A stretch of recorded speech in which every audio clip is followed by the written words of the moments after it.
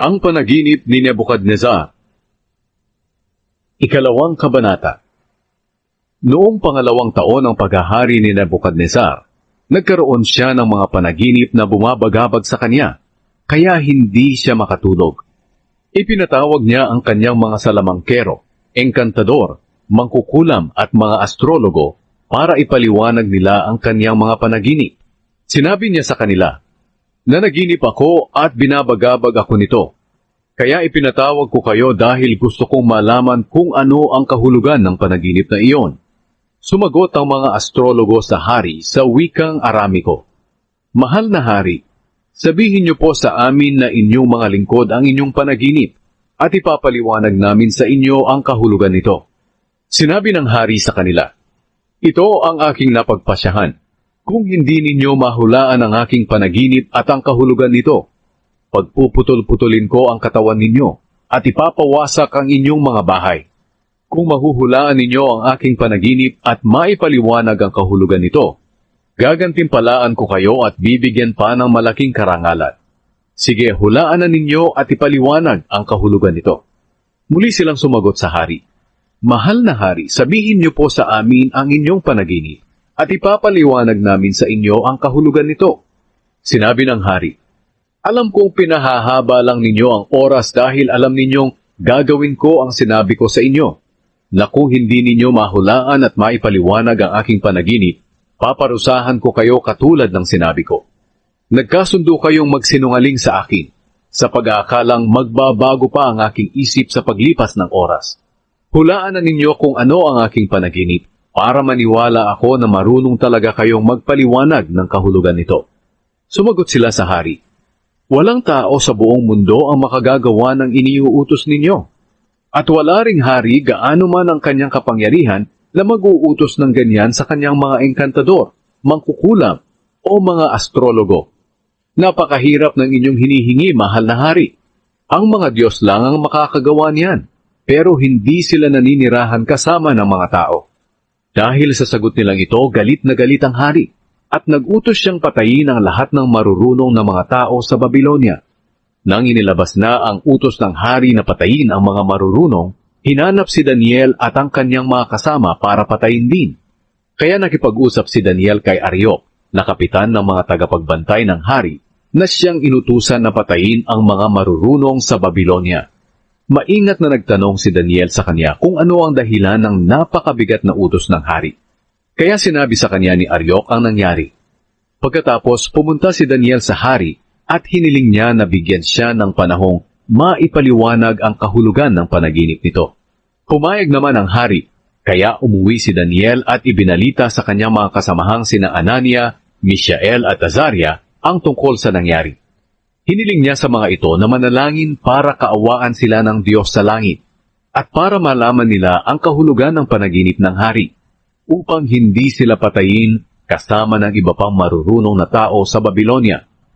Nang gabing iyon, ipinahayag ng Diyos kay Daniel ang panaginip ng hari at ang kahulugan nito sa pamamagitan ng pangitain. At pinuri ni Daniel ang Diyos sa langit. Sinabi niya, "Purihin ang Diyos magpakailanman. Siya ay matalino at makapangyarihan. Siya ang nagbabago ng panahon. Siya ang nagpapasya kung sino ang maghahari at siya rin ang nag-aalis sa kanila sa trono. Siya ang nagbibigay ng karunungan sa marurunong. Ipinapaliwanag niya ang mahihiwagang bagay na mahirap intindihin. Nasa kanya ang liwanag at nalalaman niya ang anumang nasa kadiliman. O Diyos ng aking mga ninuno, pinupuri ko kayo at pinapasalamatan. Kayo ang nagbigay sa akin ng karunungan at kakayahan, at ibinigay niyo sa amin ang aming kahilingan sa inyo na ipahayag sa amin ang panaginip ng hari." Ipinaliwanag ni Daniel ang panaginip ng hari. Pagkatapos, bumalik si Daniel kay Ariok, na inutusan ng hari para patayin ang mga marurunong na tao sa Babylonia. Sinabi ni Daniel sa kanya, "Huwag mo muna silang patayin. Dalhin mo muna ako sa hari at ipapaliwanag ko ang kanyang panaginip." Kaya dali-daling dinala ni Ariok si Daniel sa hari.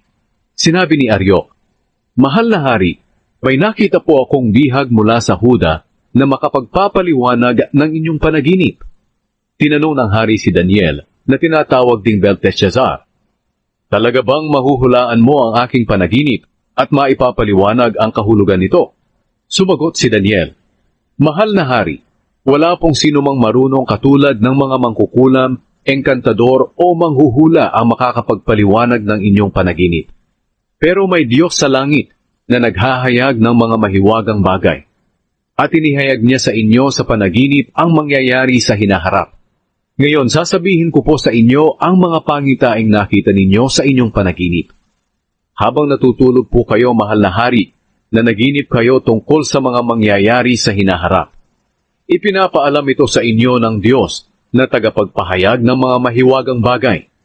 At inihayag sa akin ng Diyos ang inyong panaginip, hindi dahil mas matalino ako kaysa sa iba, kundi para maipaliwanag ko sa inyo at maintindihan nyo ang gumugulo sa inyong isipan. Ito po ang inyong panaginip.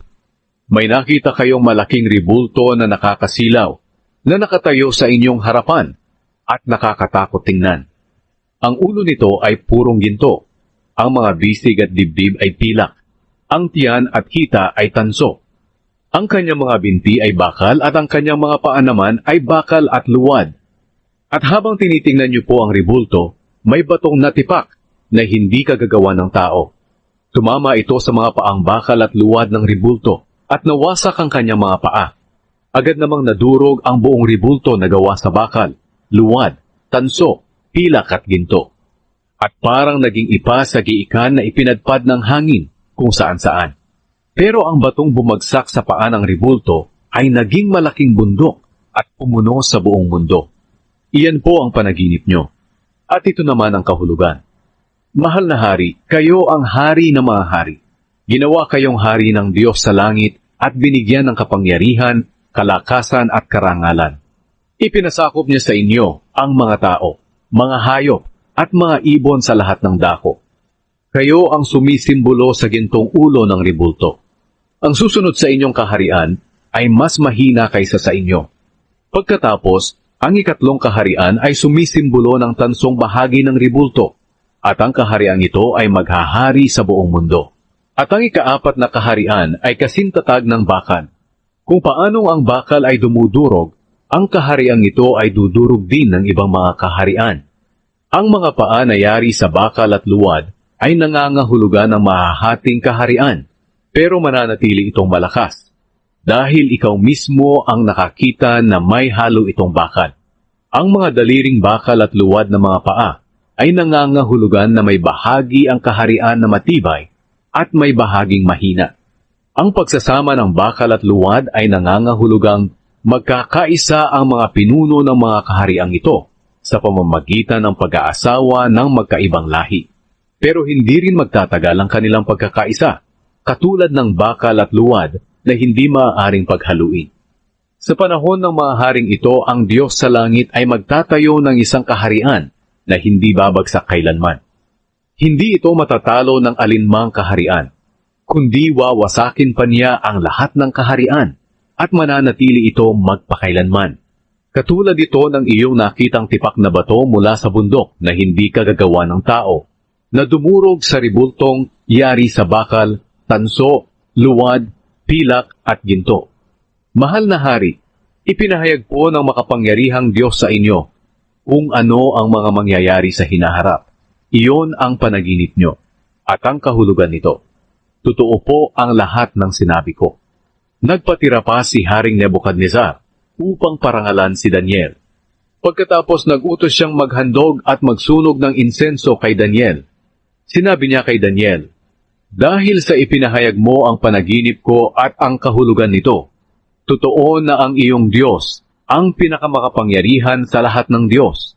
Siya ang dapat kilalaning Panginoon ng mga hari, at siya lamang ang nakakapagpahayag ng mga hiwaga." Pagkatapos binigyan ng hari si Daniel ng maraming magagandang regalo. Ginawa siyang tagapamahala ng buong lalawigan ng Babylonia at pinuno ng lahat ng marurunong doon. Hiniling ni Daniel sa hari na italaga sina Shadrach, Meshach at Abednego bilang katulong niya sa pamamahala ng lalawigan. Pumayag naman ang hari, at namalagi si Daniel sa palasyo ng hari.